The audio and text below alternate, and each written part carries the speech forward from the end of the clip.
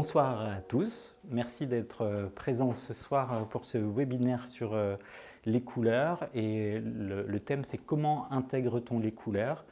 Et alors tout de suite pour rentrer un peu dans le vif du sujet, en fait si je l'ai intitulé comme ça, c'est parce que je suis souvent confronté à des patients qui me disent est-ce que je dois regarder la lampe quand on fait de la couleur thérapie?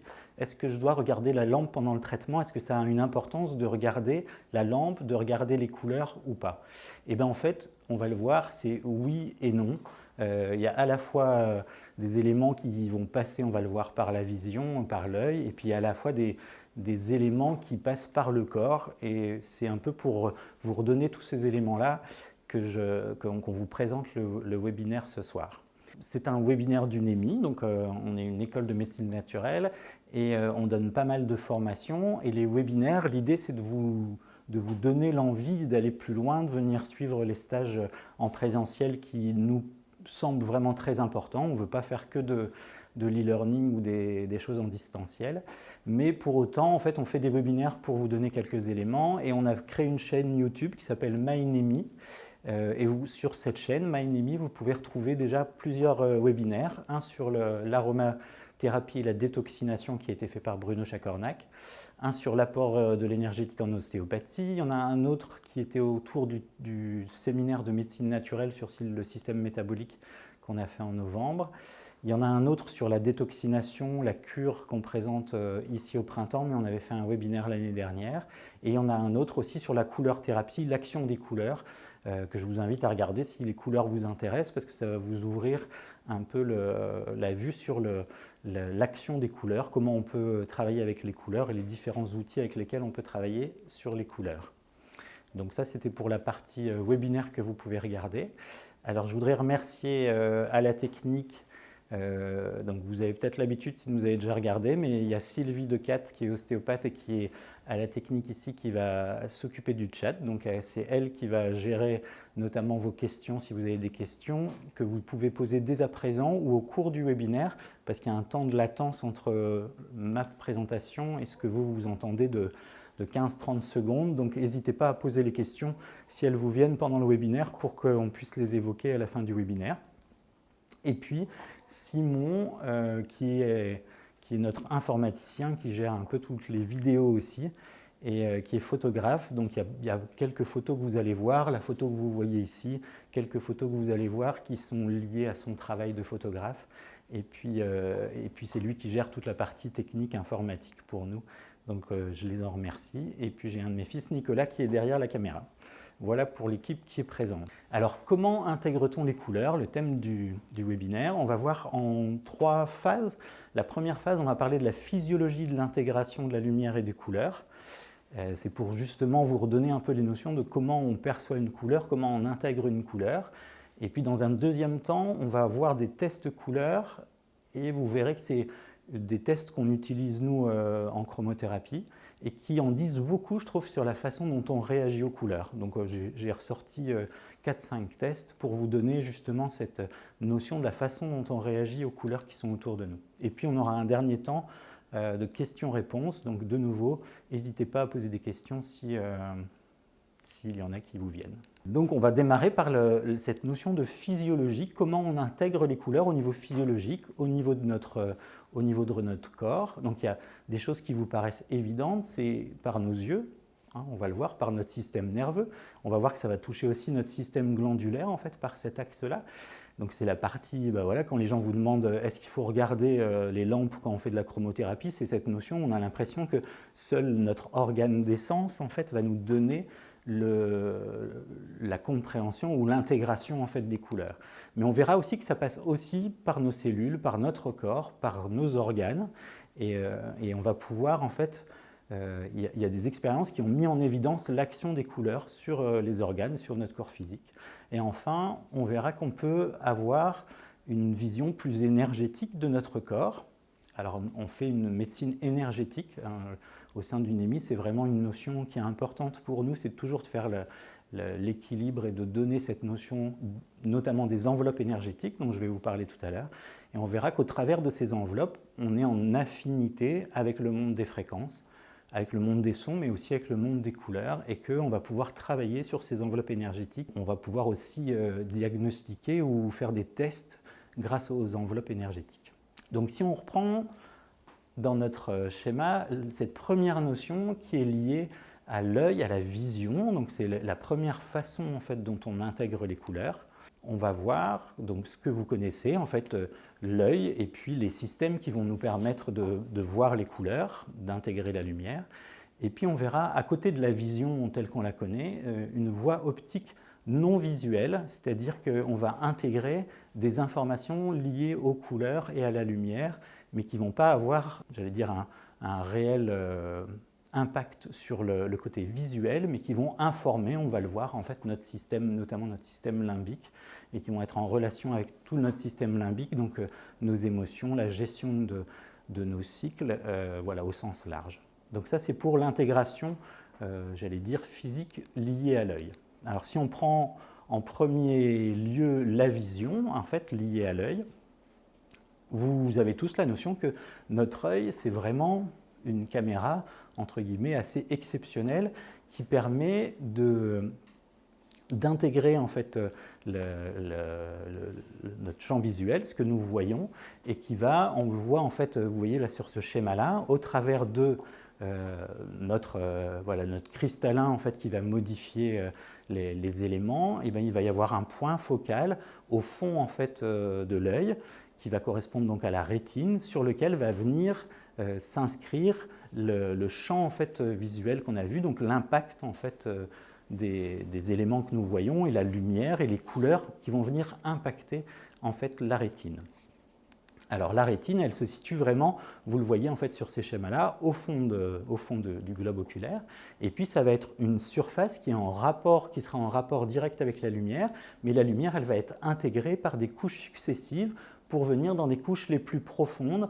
Et vous le voyez sur le schéma, les couches les plus profondes, c'est là où il va y avoir des cônes et des bâtonnets. Alors il y a 90 millions de bâtonnets, 5 millions de cônes, et c'est les cellules qui vont être sensibles à la lumière. Ça va être des cellules qui vont capter les photons, donc de la lumière, des couleurs, des différentes fréquences, et qui vont les transformer en énergie électrique, qui, elles, seront du coup ramenées sur les cellules, vous le voyez à la moitié du schéma, des cellules qui vont être intermédiaires et qui vont commencer déjà à faire un relais et à intégrer les informations liées à la vision, liées aux couleurs. Et puis, elles vont venir sur un plan que vous voyez plus en superficie, plus proche de la rétine, et qui vont être liées à ces cellules ganglionnaires qui, elles, vont être directement en fait, en relation avec le nerf optique et vont amener ces informations-là. On va le voir sur le schéma suivant. Voilà, donc vous avez la lumière en fait, qui vient impacter, qui passe les différentes couches, qui va venir travailler sur les cellules en profondeur, qui sont les cellules sensibles à la lumière, aux couleurs, en fait, les bâtonnets et les cônes, et qui vont donc retranscrire ce message électrique via en fait, le nerf optique, qui va ensuite informer, on le verra, les voies optiques pour aller notamment au niveau des zones occipitales, qui sont les zones cérébrales qui vont intégrer les informations de la vision et des couleurs. Alors en fait, dans ce fond, en fait, vous voyez de la rétine, vous avez ces cônes et ces bâtonnets. Alors il y a beaucoup plus de bâtonnets qui sont diffus, assez diffus en fait, sur l'ensemble de la rétine, et vous avez moins de cônes qui, eux, sont plus centrés sur la zone vraiment fovéale, en fait, qui correspond à la zone préférentielle, en fait, de là où va être impactée l'image et la lumière. Et vous allez avoir des cônes qui vont être sensibles, les bâtonnets en fait vont être sensibles à l'intensité lumineuse, à une faible intensité lumineuse, donc ils vont être plutôt liés à des visions, on va dire, grises, et, alors que les cônes vont être liés plutôt à une intensité de lumière plus importante et vont être reliés à différentes fréquences. Donc on va avoir des cônes qui vont être sensibles au bleu, donc vous voyez que ça s'étale en fait sur l'échelle des bleus entre 400 nanomètres et 550 nanomètres, et bien vous avez cette capacité en fait, qu'ont les cônes à recevoir en fait, et à intégrer la lumière bleue. Puis vous allez avoir des cônes qui sont sensibles au vert et vous allez avoir des cônes qui seront sensibles au rouge. Donc en fait, ces différents cônes vont décrypter en fait, les trois fréquences rouge, vert, bleu, vont les intégrer et vont les envoyer au niveau des lobes occipitaux où elles seront intégrées. Alors donc des cônes sensibles. Alors ça c'est ce qu'on dit en général, en fait il y a 3 types de cônes et en fait on a découvert qu'il y avait un 4e type de cône qui était autour de l'orange mais qui est moins fréquent, qui est plus fréquent chez la femme, qui est moins fréquent chez l'homme et qui va donner donc une 4e tonalité en fait à l'appréciation de nos couleurs, donc avec une plus grande possibilité on va dire de nuances de couleurs.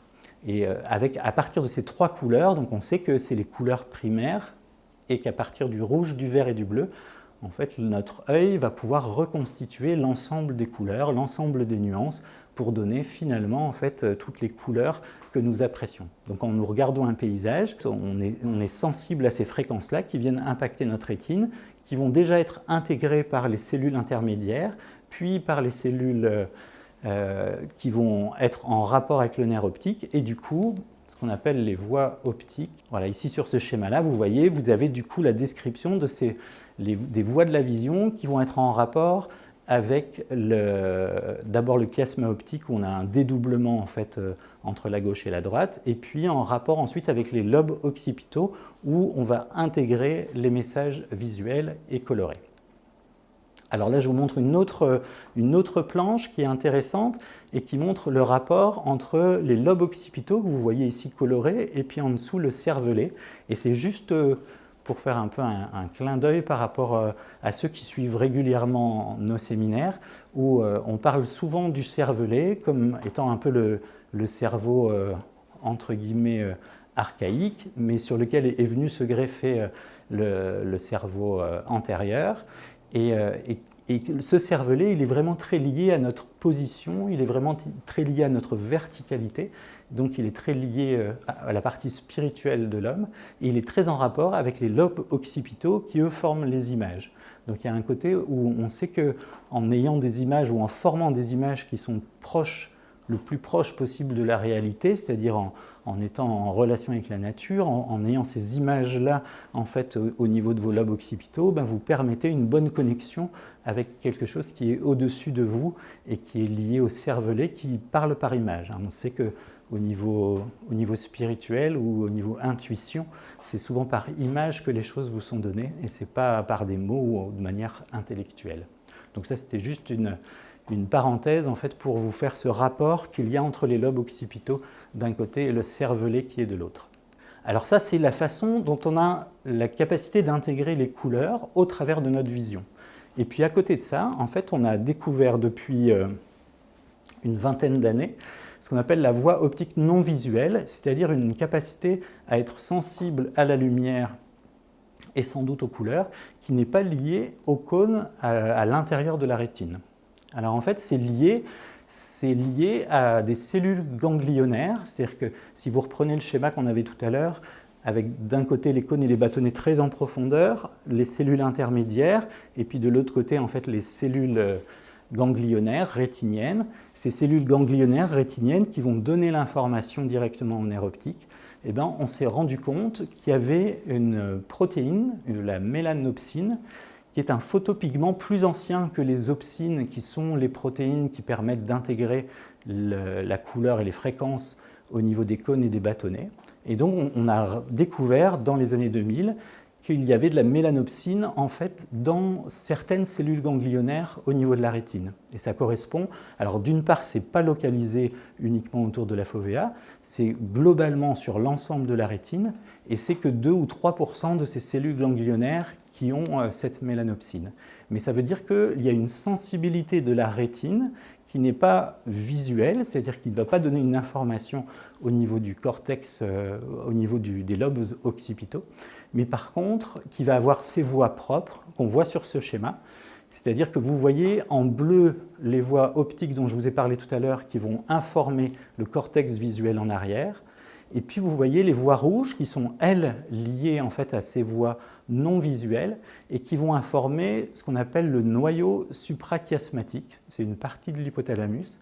Et donc ils vont faire un lien entre le fond de votre œil et puis cette partie un peu centrale de du système nerveux, en fait, qu'on appelle l'hypothalamus, et qui va être très en lien avec tout notre système limbique, c'est-à-dire aussi tout le côté, j'allais dire, émotionnel, et puis toutes les grandes fonctions de régulation, à la fois hormonales, les grandes fonctions de régulation de nos cycles circadiens, de nos cycles saisonniers. En fait, cette voie-là, elle explique l'influence que peut avoir la lumière et les cycles de la lumière, et éventuellement aussi les couleurs, sur notre fonctionnement vraiment un peu très profond, très primaire en fait, que nous avons, et qui ne va pas passer par le côté visuel. Donc ça, c'est vraiment intéressant, puisque c'est tout ce qui va faire le lien, du coup, entre la lumière et puis l'hypothalamus, mais aussi l'épiphyse, dont vous avez sans doute entendu parler, hein, qui est la glande pinéale qui va se retrouver juste au-dessus de l'hypophyse et qui va être, elle, de manière ancestrale, elle est liée à la lumière. On l'a, chez l'homme, intégrée, elle a plus de capteurs externes, mais elle a beaucoup d'opsines qui vont être donc des récepteurs en fait, de la lumière, mais qui vont être donc aussi reliés à ces voies non visuelles, qui vont rentrer en lien avec la régulation hormonale, qui vont rentrer en lien avec nos cycles. Donc ça, c'est les deux voies, entre guillemets, qui nous paraissent les plus classiques, en tout cas pour l'œil avec la rétine et avec les cônes, et puis de l'autre côté, ces voies non visuelles, mais qui permettent l'intégration de la lumière et des couleurs. À côté de ça, on a l'intégration des couleurs aussi directement par nos organes au niveau de notre corps physique. En fait, les chercheurs ont découvert, en fait, aussi depuis une vingtaine d'années, la présence d'opsines, donc ces capteurs, ces protéines qui permettent de synthétiser la lumière. Ces protéines qui sont sensibles à la lumière, ils en ont découvert dans diverses parties du corps. Ils en ont retrouvé dans le cerveau, dans le cœur, dans les testicules, dans la peau, c'est-à-dire qu'il y a une capacité dans ces organes-là à être sensibles, en fait, en tout cas à intégrer en partie la lumière et les couleurs. Ça pourrait expliquer des systèmes de régulation de la journée ou de la saison qui sont, entre guillemets, qui ne passent pas par justement des informations centrales, mais qui seraient liées directement à nos organes en eux-mêmes. Donc ça, c'est une deuxième voie. On sait aussi que les couleurs, elles vont être intégrées par nos cellules. Donc ça, c'est des expériences aussi qui sont assez récentes, du milieu du XXe siècle, et puis qui ont été développées énormément fin du XXe siècle et qui aboutissent maintenant justement à un travail sur ce qu'on appelle la photobiomodulation et qui va permettre l'intégration, c'est-à-dire qu'on a compris en fait qu'il y avait une intégration de la couleur au cœur même de la cellule. Là, il y a une représentation de la cellule là, sur votre schéma, et vous voyez qu'à l'intérieur de la cellule, eh ben, on va retrouver différents éléments, et notamment on retrouve les mitochondries, en fait, qui sont un peu des usines, qui sont l'usine énergétique de la cellule, qui lui permet de transformer les éléments en énergie, en ATP, qui vont pouvoir aider et promouvoir le fonctionnement de la cellule. Ces éléments-là, en fait, elles sont liées à une expérience du laser qu'un chercheur, Mester, avait fait en 1965. En fait, il voulait prouver que le laser...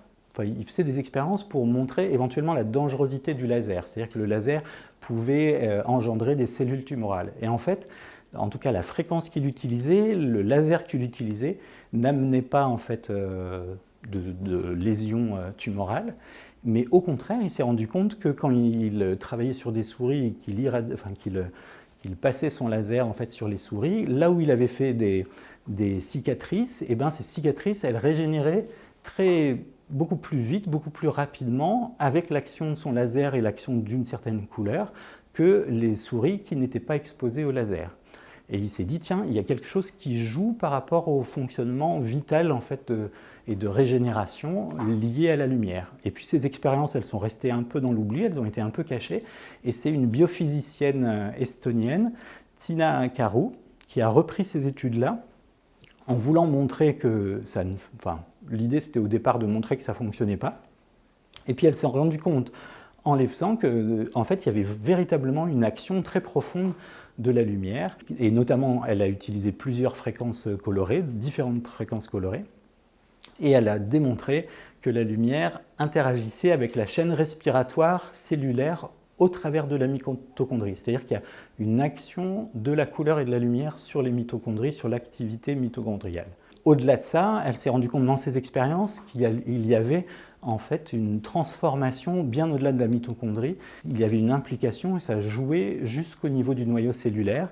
Donc on dit qu'il y a un message mitochondrial en fait rétrograde, c'est-à-dire qu'il n'y a pas une cascade qui va de l'ADN vers la mitochondrie, mais que la mitochondrie, elle va agir et qu'il y a une transformation au niveau de l'ADN qui est liée à l'impact de la lumière. Donc c'est des éléments qui sont très intéressants et qui ont permis en fait de développer en fait tout ce côté de photobiomodulation où on va avoir une action en fait en profondeur, notamment au niveau cellulaire.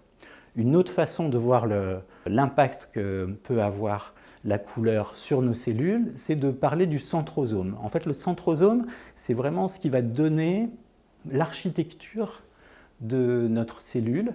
En fait, vous voyez qu'il y a des microtubules, ces microtubules qui vont donner la forme et l'architecture de notre cellule. Notre cellule, ce n'est pas un aquarium avec de l'eau qui est difforme, mais elle a une forme précisément en relation avec sa fonction. Et cette forme est liée aux microtubules qui eux-mêmes sont liés au centre du centrosome, aux centrioles, qui vont donner en fait la géométrie, on peut dire comme ça, la géométrie de la cellule. Et en fait, ces centrioles seraient sensibles aux fréquences colorées, à certaines fréquences, qui feraient qu'elles orienteraient en fait la cellule ou elles donneraient une forme particulière à la cellule en fonction de l'action de la couleur. Donc il y aurait un lien entre ces fréquences colorées et la forme ou la structuration de la cellule.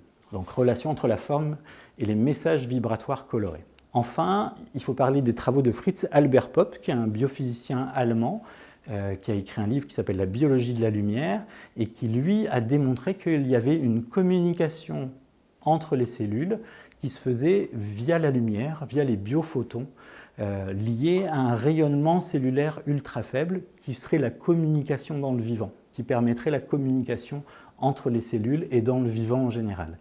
Donc, de nouveau, des choses sur lesquelles on peut s'appuyer pour comprendre en fait à quel point la lumière, les couleurs sont importantes pour la vie, pour le métabolisme, pour la relation entre les cellules, pour l'organisme en général.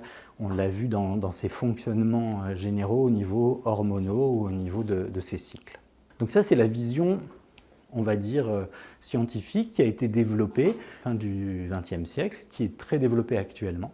Et à côté de ça, ce qui est important en fait aussi pour nous, c'est vraiment en fait de mettre cette relation des couleurs avec notre corps énergétique et notamment nos enveloppes énergétiques. Alors on dit les enveloppes énergétiques et nos structures énergétiques, puisqu'on va voir les couleurs, par exemple dans notre action, la façon dont on s'en sert, on va pouvoir drainer les méridiens d'acupuncture avec les couleurs. Et il y a une action vraiment très observable sur ce qui se passe. On voit des décristallisations, on voit des modifications de couleurs, de peau, de téguments, enfin bref, il y a des choses qui se passent qui sont très observables, qui sont liées justement à l'action qu'on va avoir sur les structures énergétiques, sur la circulation de l'énergie dans le corps. Alors si je vous fais un bref rappel, ce n'est pas le sujet de ce soir et on pourrait organiser un webinaire vraiment autour des enveloppes énergétiques, mais je vous fais juste un bref rappel des corps physiques et des enveloppes énergétiques. En fait, on est constitué de notre corps physique, celui évidemment qu'on connaît, qu'on palpe, qu'on touche, dont on a bien les contours.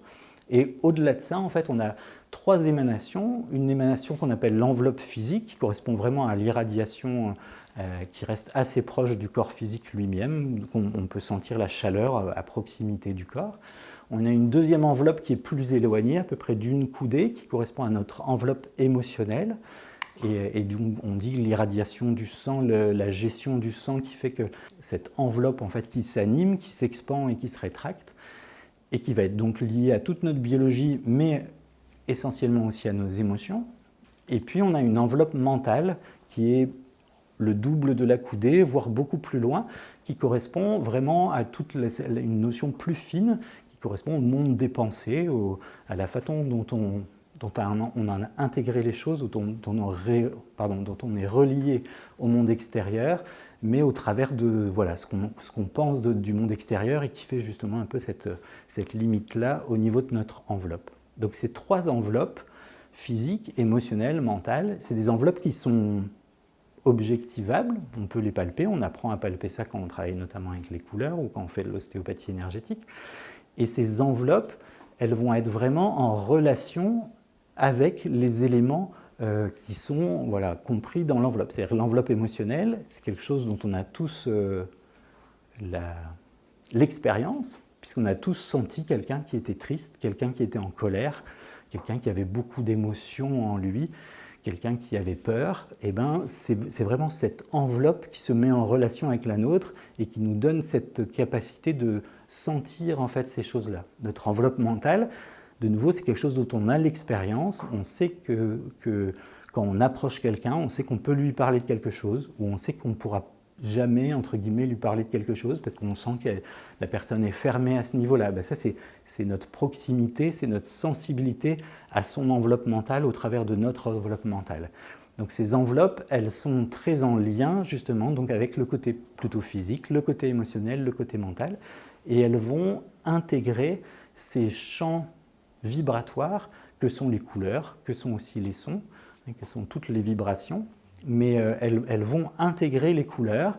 Et alors c'est une image que donne le docteur Dominique Bourdin que je trouve très jolie. Il dit que quand vous avez une émotion par exemple qui est mal vécue, c'est comme si vous gardiez la couleur matière, c'est comme si vous obscurcissiez un peu votre enveloppe émotionnelle de la couleur qui est en relation en fait avec l'événement que vous avez vécu, et que, du coup que ça a obstrué, que ça a empêché là, en fait, la lumière de traverser cette zone-là. Et en couleur thérapie, l'idée ça va être de projeter de la lumière pour au contraire éclairer, dégager en fait l'obscurcissement de ces enveloppes.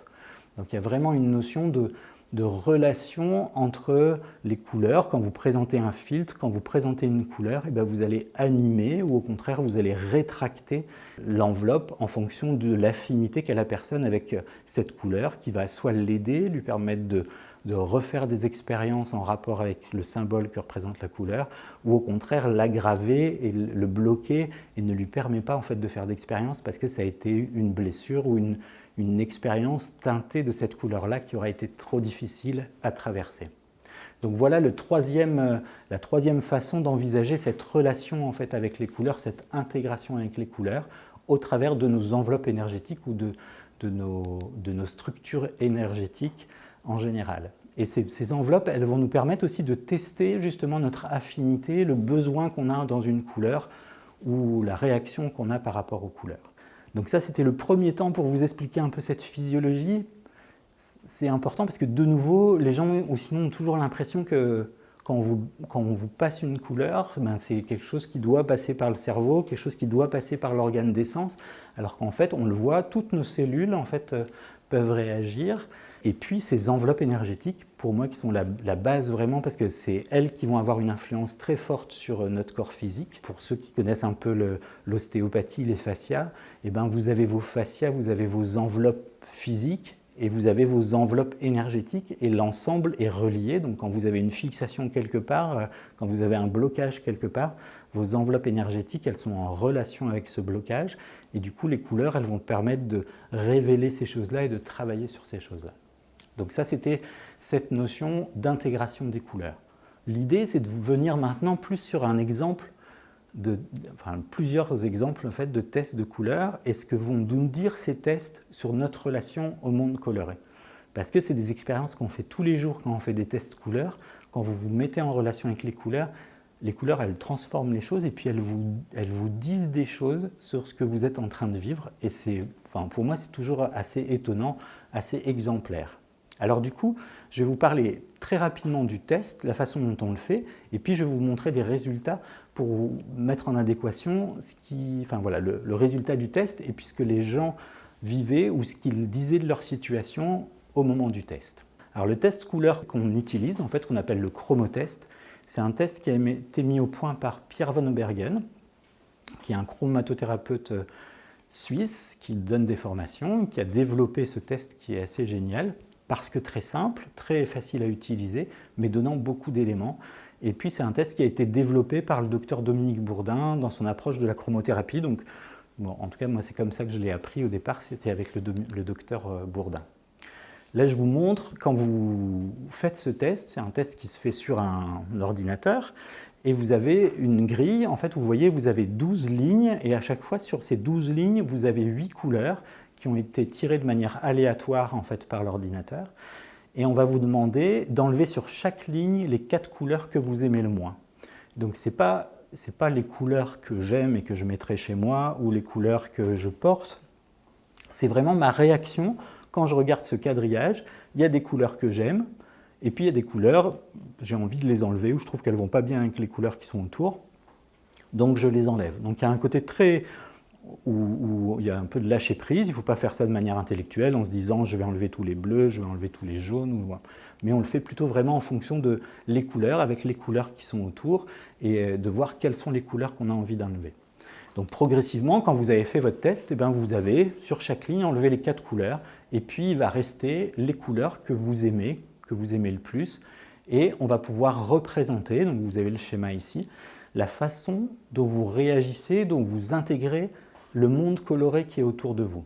Donc si vous regardez en fait ce résultat, donc là évidemment il n'est pas nommé, et puis on ne va pas l'interpréter de manière trop précise, mais vous voyez qu'il y a une affinité. La personne par exemple recherche, vous voyez le turquoise, c'est la couleur que la personne recherche le plus. À l'opposé, vous avez le rouge, c'est la couleur que la personne a enlevée systématiquement de son test. Donc elle a enlevé tous les rouges, par contre elle a laissé quasiment tous les turquoises. Donc elle est en affinité avec les turquoises qui lui font du bien, qui l'aident, qui lui permettent physiquement de ramener de l'énergie dans certains de ses organes. Voilà, on ne va pas le développer ici ce soir. Et puis de l'autre côté, le rouge, où il y a sans doute une blessure, et qui fait que cette couleur-là, cette fréquence-là, elle n'arrive pas à l'intégrer, elle la rejette complètement. Donc ça, c'est l'intérêt du test, de pouvoir avoir en fait ces éléments-là. C'est un test qui se fait en quelques minutes, et ça vous donne cette image-là. Donc maintenant, je vais vous montrer plusieurs types de tests, plusieurs résultats de tests, pour vous montrer un peu l'intérêt que ça a et le rapport que ça a avec ce que les gens vivent. Donc ça, c'est un test qui n'existe pas. C'est-à-dire que vous auriez répondu au test et vous seriez complètement équilibré dans toutes les couleurs. C'est-à-dire que vous avez rejeté toutes les couleurs à moitié, vous avez gardé, entre guillemets, toutes les couleurs à moitié. Et ça, au niveau de ce qu'on peut dire de la couleur, ça veut dire c'est entre guillemets un encéphalogramme plat, ça veut dire que c'est tout sauf ce que nous apportent les couleurs. Les couleurs, c'est toujours un jeu entre une couleur et sa complémentaire, l'opposé de la couleur. Et on est toujours sur un axe entre une couleur dont on a besoin et qui va du coup nous permettre de travailler sur la couleur complémentaire sur laquelle on a une blessure. Donc on ne va pas trop le développer ici ce soir, mais vous verrez que dans les tests, on va voir qu'il y a toujours cet équilibre-là. Donc il y a toujours un peu des hauts et des bas en fait dans les couleurs. Alors si vous avez fait un travail sur vous, qu'au niveau émotionnel vous êtes plutôt équilibré, vous aurez un test qui va être plutôt équilibré avec pas trop de 8 dans les couleurs et pas trop de 0 dans les couleurs, que des couleurs que vous avez rejetées. Mais en tout cas, si vous êtes complètement à plat comme ça montre plutôt un blocage total qu'un équilibre réel. Alors maintenant, on va regarder quelques exemples. Alors, premier exemple, il y a 2-3 exemples qui sont tirés de tests qu'on a fait passer, parce que pour présenter les formations, on était présent sur des salons de bien-être, et du coup on proposait des tests couleurs gratuits, donc on avait plein de gens qui venaient évidemment suivre les couleurs, enfin faire les tests, et du coup les gens ils vous disaient 2-3 mots sur ce qu'ils vivaient, et puis c'est le test, et je trouvais ça assez remarquable, parce que du coup il y avait des photographies, des instantanés un peu comme ça de la personne qui ressortaient et qui faisaient comprendre ce que la personne était en train de vivre. Alors ce monsieur de 53 ans, il venait sur le salon, il fait son test et il m'explique, il me dit « mais moi en fait je souffre énormément, j'ai des gros problèmes de dos ». Il avait eu des lombalgies à répétition, des sciatiques à répétition, finalement il avait eu une arthrodèse, c'est-à-dire qu'on lui avait fixé en fait sa dernière vertèbre, je crois, au niveau du sacrum. Donc en fait, il avait une opération assez lourde et il continuait de souffrir beaucoup. Et tout le monde ne s'intéressait qu'à son dos. Donc si vous allez chez le kiné, vous descendez un petit peu le slip, vous remontez un petit peu le t-shirt et vous dites « voilà, j'ai mal là ». Et tout le monde ne s'intéressait entre guillemets qu'à ça. Et je trouve ça très intéressant, si vous regardez son test, c'est que vous vous rendez compte qu'en écarlate, vous voyez l'écarlate où la colonne est grise complètement, ça veut dire que la personne a complètement rejeté l'écarlate. Elle a gardé que 1 au niveau du rouge. Elle est qu'à 2 en orange et en jaune. Et si vous voyez, en fait, est-ce que je l'ai mis? Voilà ça.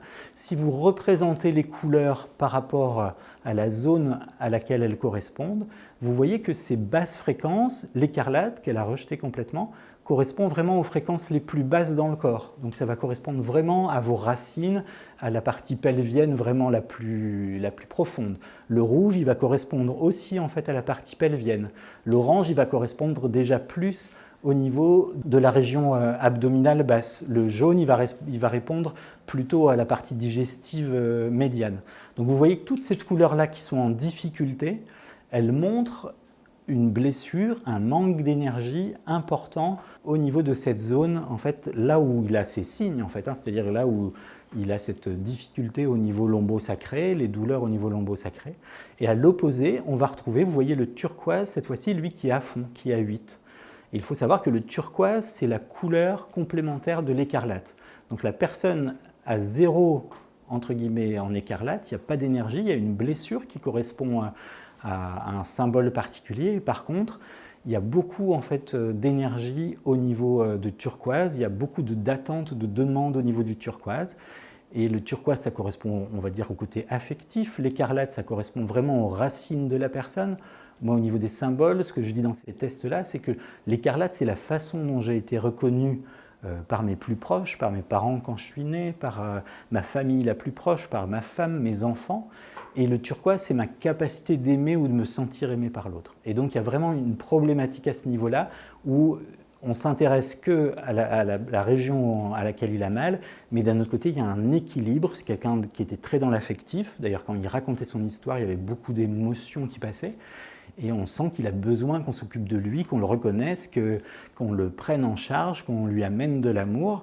Et ça va sans doute plus régler ça que de continuer à travailler uniquement sur la partie où il y a des signes et qui correspond à son épuisement au niveau énergétique qu'on retrouve ici sur son test. Voilà, donc ça c'est, je trouve, un test assez emblématique de ce rapport-là entre une couleur et puis les couleurs opposées complémentaires qui vont, elles, en général, venir aider. En fait, quand on va chercher le turquoise, on va venir aider ce rapport entre l'écarlate et le turquoise. Voilà, premier test.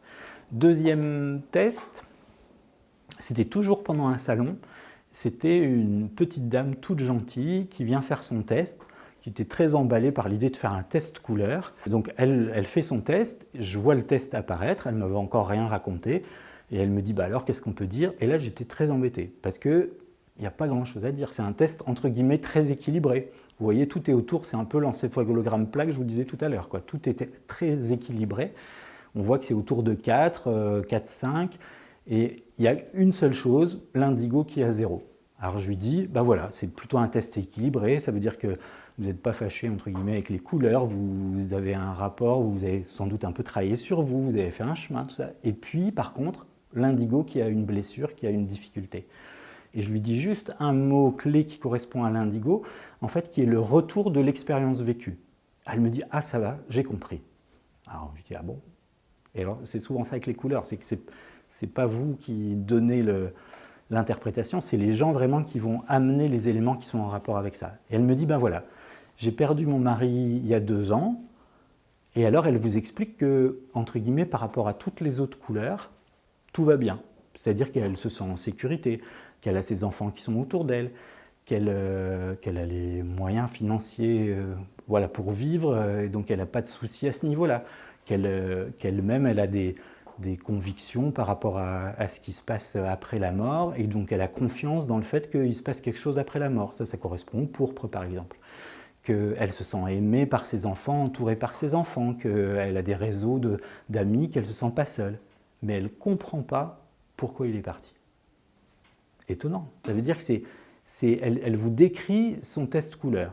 Entre guillemets, tout va bien, mais je ne comprends pas l'expérience. Je n'ai pas compris pourquoi il était parti.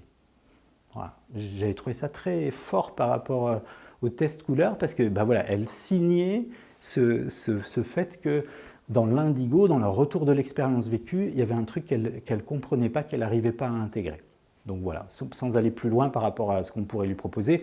Là, c'était évidemment pas le cas sur un salon, en fait, hein, elle a eu un traitement après, mais je ne pense pas que c'est des choses qu'on peut équilibrer comme ça en une séance. Mais ça veut dire qu'au niveau du test, je trouvais ça vraiment intéressant. Alors maintenant, 2 tests à mettre en parallèle qui m'ont vraiment assez bluffé, en fait. On fait une cure de détoxination, la cure qu'on propose cette année au mois de mai, et qui est une cure où les gens viennent en général pour se détoxiner et pour aussi sans doute des choses qui sont liées un peu à leur chemin de vie. Et donc là, c'était une jeune femme, 40 ans, qui venait et en fait, elle avait eu un accident, donc c'était un peu le motif du fait de s'être engagée dans la cure. Elle était tombée des escaliers 1 an auparavant avec son bébé qu'elle avait dans les bras et elle avait dévalé tous les escaliers et elle s'est retrouvée en bas des escaliers dans une mare de sang, inanimée, avec son bébé sous elle. Et le père est arrivé en pensant qu'ils étaient tous les 2 morts. Donc bon, quand même un choc assez important. Donc finalement, rien de grave. Donc ils ont tous les 2 bien récupéré, le bébé, la maman. Mais elle reste traumatisée en fait par cette expérience-là. Et alors on le revoit dans son... alors quand vous l'observez physiquement, elle est complètement bloquée au niveau du diaphragme, elle ne respire plus. Et on va le retrouver en fait dans les différents éléments ici qu'on retrouve sur son test et que je trouve, si vous le mettez à la verticale, ce test, donc comme si la personne était debout, vous voyez qu'il y a beaucoup d'énergie en haut et puis par contre, il n'y a pas d'énergie du tout en bas. Le magenta, la dernière couleur, on n'en tient pas compte parce que c'est une couleur qui correspond à une interprétation particulière, mais si vous prenez l'écarlate, la deuxième couleur, vous voyez qu'elle est à 2, puis surtout le rouge, il est à 0, l'orange, il est à 0, le jaune, il est à 1, le citron, il est à 1, donc on a vraiment une blessure et une marque qui correspond, en fait, en tout cas, moi, physiquement, j'avais l'impression que c'était vraiment l'endroit où elle avait protégé son enfant et elle avait pris cet impact-là, et ça lui permettait, elle vivait toujours autour de ça 1 an après, donc toutes les couleurs un peu chaudes d'expérience de la vie, des choses comme ça, étaient difficiles. Ça, c'est cette dame-là, 40 ans. Et en fait, ce qui était particulier, c'était qu'elle venait à la cure accompagnée de sa maman, 66 ans. Et sa maman, en fait, c'est elle qui avait pris en charge la cure. Elle avait dit, voilà, ma fille, elle n'est pas bien, ça fait 1 an qu'elle a eu ça et puis elle ne s'en sort pas. Et donc, elle décide de lui offrir en fait cette cure pour qu'elle la fasse toutes les 2 ensemble. Et regardez le test de sa maman, 66 ans. Regardez le test à la verticale de sa maman. Et je vous défie d'arriver à faire un test comme quelqu'un d'autre. Parce que vous avez vu comme vous devez pianoter et choisir les couleurs. De toute façon, à chaque fois que vous allez choisir les couleurs, vous n'allez plus vous souvenir de combien vous allez enlever telle couleur ou telle chose. Donc ça veut dire que, évidemment, elles n'ont pas fait exprès de faire, alors si on regarde les 2 tests l'un à côté de l'autre, de faire quasiment le même test couleur. Et en fait, ce qui était très significatif dans la cure, c'était qu'elle vivait, la maman l'avait offert pour sa fille, mais d'un autre côté, c'était son attachement à sa fille qui faisait qu'elle voulait absolument l'aider et transformer les choses. Et regardez, elles vivent les choses de la même façon. Elles ont un rapport au monde des couleurs qui est identique. C'est surprenant de symétrie, en fait, je trouve, les 2. Et elles vivaient la cure de la même façon, elles dormaient ensemble, elles étaient dans la même chambre, elles dormaient dans le même lit, elles avaient besoin d'être réconfortées toutes les 2 très fort, d'être très en symbiose toutes les 2. Elles ont le même test couleur. Surprenant quand même. Alors le dernier test que je veux vous montrer, et après on en aura terminé, c'était aussi pendant un salon, un monsieur qui vient, qui passe son test, et puis je retrouve ce résultat-là.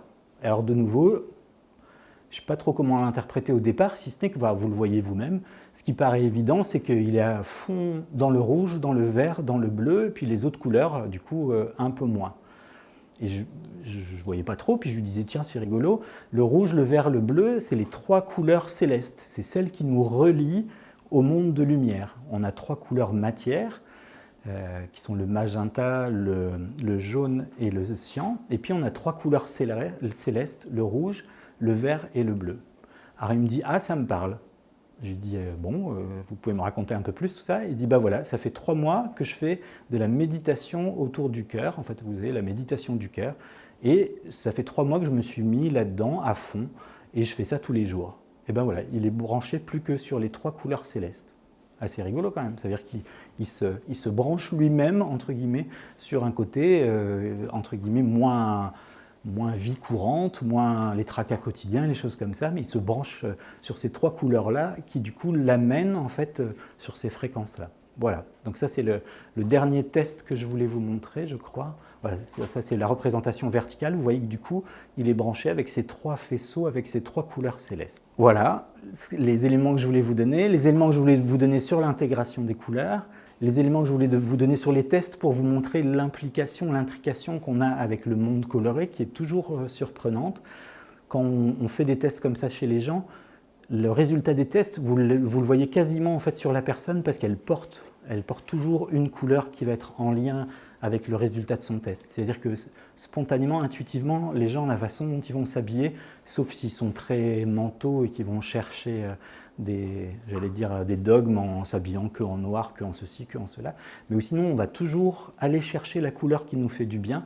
Et quand vous faites ce test, vous donnez vraiment les éléments qui vous font du bien ou les éléments sur lesquels en fait, vous avez vos blessures. Donc dans quelques instants, on a 15-30 secondes en fait, de décalage. Donc si vous avez des questions, Sylvie est prête à les recueillir. Et puis entre-temps, je vais juste vous parler de la formation de couleur thérapie que nous faisons avec le NEMI, qui se fait sur 7 jours, 4 jours plus 3 jours, qui est très professionnalisante. C'est pour ça qu'on l'a rallongé un petit peu par rapport à ce qu'on proposait avant. L'idée, c'est vraiment que les gens qui suivent la formation aient les outils pour travailler directement après autour d'eux en cabinet. J'allais dire, quelle que soit votre approche d'origine, la couleur, c'est vraiment un support, en fait un potentiel qui est donné par rapport aux autres techniques que vous utilisez. Moi je suis ostéopathe, je l'utilise dans toutes mes séances parce que je trouve que c'est un support vraiment très important, à la fois de nettoyage et puis de renforcement. Et je pense que voilà, quelle que soit la technique que vous utilisez, c'est vraiment une façon de voir les choses. J'espère que vous l'avez ressenti un peu au travers des tests notamment, mais d'ouvrir à autre chose, d'ouvrir à une autre compréhension. Et cette formation cette année, elle est proposée du 9 au 12 mars pour les 4 premiers jours et puis du 9 au 11 juin pour les 3 derniers jours. Et elle se fait exceptionnellement, on va la faire sur Tournai, donc qui est très proche de Lille, qui est à 20 minutes de Lille, parce qu'on a trouvé un centre avec un lieu qui est vraiment très très chouette autour de justement des 4 axes, notamment la santé, l'art, le côté plus spirituel, vraiment un centre qui est très joli. Et donc, vous pouvez retrouver le programme et vous inscrire sur nemi-santé.com où vous retrouvez l'ensemble de nos formations, que ce soit le Naturoméo qui va démarrer en 2024 ou la cure formation qu'on va proposer au mois de mai cette année. Voilà, est venu le temps des questions. S'il y a des questions, il y a des questions. Il y a des questions, parfait. Alors, quand il y a des couleurs prédominantes dans les tests, doit-on travailler sur cette couleur ou sa complémentaire? Alors, en couleur thérapie, on va toujours dans le sens de ce que la personne cherche, de l'aide qu'elle va chercher. Si elle cherche une couleur, c'est parce que c'est la couleur qui lui fait du bien. Donc on va toujours proposer au départ cette couleur-là. Après, avec les outils qu'on a, on peut proposer uniquement cette couleur-là, mais souvent ce qu'on fait, c'est qu'on va faire des cycles. Là, je salue Olivier qui nous suit d'Arc-en-Ciel Innovation parce que c'est lui qui fait tout ce matériel-là. Mais on a la possibilité du coup de travailler sur des cycles qui vont amener la couleur, puis dans une moindre mesure la complémentaire, et puis l'ensemble des autres couleurs. Donc c'est-à-dire qu'on donne à la fois ce que la personne a besoin, on lui rappelle qu'il y a peut-être un problème sur la couleur où il y a des difficultés, et puis on l'aide avec toutes les autres couleurs. Donc ça c'est ce qui est très joli dans les algorithmes quand on fait des couleurs pulsées, ça permet de travailler à la fois sur sur l'aide pour la personne, puis aussi un peu la difficulté, et puis sur les autres couleurs. Alors, autre question. Les tests se présentent-ils sous forme de logiciel que l'on achète? Alors, ce que je vous ai montré, c'est un logiciel qu'a mis au point Pierre Van Obergen, donc qui est commercialisé par lui et par Dominique Bourdin. Donc c'est une façon de le faire. parce que du coup vous avez un ordinateur, vous avez les tests qui peuvent être faits comme ça, et puis ça parle aux gens parce qu'ils le voient.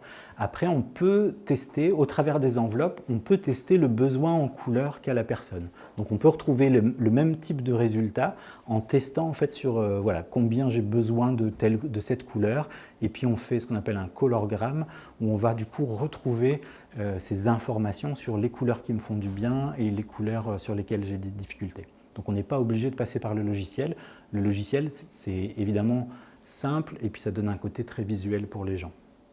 Peut-on établir un lien entre la couleur des chakras et la couleur thérapie? Alors oui, tout à fait.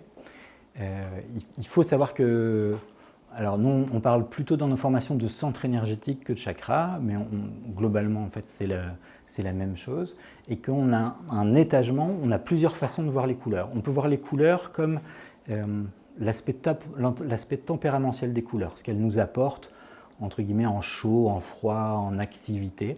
Et puis on peut voir la couleur après plus au niveau symbolique, et en fait on va retrouver, que ce soit les 12 couleurs alignées sur nos 9 centres énergétiques ou les couleurs des chakras, on va retrouver en fait ce symbole vraiment de barreau d'échelle que l'on doit franchir.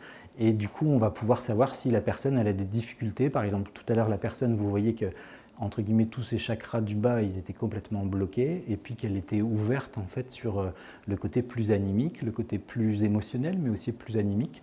Donc on va pouvoir en fait travailler aussi sur les centres énergétiques. Ça, c'est abordé dans la formation. L'habillage des couleurs dans des formes, par exemple géométriques, a-t-il un impact spécifique? Oui, les formes, et Olivier travaille beaucoup sur ça, en fait, les formes ont un impact important, et le fait de relier onde de forme avec couleur va du coup potentialiser l'action de l'un et de l'autre. Donc tout ce qu'on a vu par rapport au côté intracellulaire, avec cette notion de forme on dit que la cellule elle va avoir une forme en fonction du rôle qu'elle doit avoir. Et ben, vous le retrouvez à tous les niveaux, vous le retrouvez en ostéopathie évidemment, on sait que la forme en fait c'est quelque chose d'important, et quand vous travaillez avec des ondes de forme, quand vous voyez en fait par exemple cette photo-là en fait qu'a pris Simon, c'est une lampe dans laquelle on fait traverser une fréquence colorée, mais qui a une forme en zone, c'est-à-dire voilà, qui a une forme particulière, et vous pouvez voir, ne serait-ce que par le travail de photo qu'a fait Simon, que la forme en elle-même, elle a déjà une action, et que évidemment la fréquence colorée, suivant la couleur qu'on fait passer, eh ben, on va faire passer un message encore différent qui aura une action potentialisée par la forme. Donc c'est vraiment une très belle façon de travailler avec les couleurs. Combien de temps faut-il laisser agir les couleurs? Alors ça dépend vraiment du type de travail qu'on veut faire. Alors vous savez que par exemple il y a la chromatothérapie en fait, du docteur Agrapar qui va travailler sur des couleurs très spécifiques avec des temps d'application très spécifiques de quelques secondes, et ensuite ils vont recouvrir la région en fait, pour la laisser dans le noir, pour laisser agir la couleur. Avec le matériel qu'a développé Dominique Bourdin et Olivier Gonzalez, on est plus nous dans la réactivité. C'est-à-dire qu'on va toujours solliciter le corps pour venir chercher la réaction entre couleurs et complémentaires. Et donc, on a ce côté-là en fait, où on va pouvoir faire réagir. Et j'allais dire que le temps, il va être lié au fait que, voilà, une fois qu'on a fait réagir, que les choses s'équilibrent, eh ben, on n'est pas obligé de laisser l'application plus longtemps. Ou alors, on peut dans un deuxième temps, une fois que la personne a réagi, la laisser dans un bain coloré ou sous une lampe de ce type-là qui va lui permettre d'intégrer un peu plus sur le long terme les couleurs. Donc globalement, on a des applications avec les outils qu'on a de quelques secondes à 2-3 minutes pour nettoyer, pour renforcer. Et puis après, on a des actions plus longues de 15-20 minutes où on va laisser les gens sous une couleur ou sous un cycle de couleurs qui va les équilibrer. Est-ce que la couleur traverse les vêtements? Est-ce que la couleur traverse les vêtements? Alors, en fait, si vous faites des séances et vous êtes tout habillé, eh bien, évidemment, en fait, l'action de la couleur, ça va être vraiment plutôt sur vos enveloppes énergétiques, parce que sinon, vos vêtements vont absorber une partie des fréquences. La couleur de vos vêtements va faire que vous allez absorber une partie des fréquences et d'autres fréquences que vous n'allez pas absorber, et ça va limiter évidemment l'impact au niveau physique. Au niveau du corps énergétique, quand on travaille sur les enveloppes, elles sont à distance de la personne. Donc on peut très bien, j'allais dire, travailler aussi sur quelqu'un d'habillé. Moi, je le fais souvent sur les gens plutôt déshabillés parce que je trouve que par rapport à tout ce que vous avez entendu sur l'action même des couleurs, on sait que les couleurs, elles vont traverser de quelques millimètres à quelques centimètres au niveau de la peau, et donc du coup, il va y avoir une action qui peut être aussi profonde au niveau des tissus, donc c'est intéressant de l'associer, mais ce n'est pas une obligation. Et c'est tout, mais en tout cas, c'était très riche au niveau de vos questions.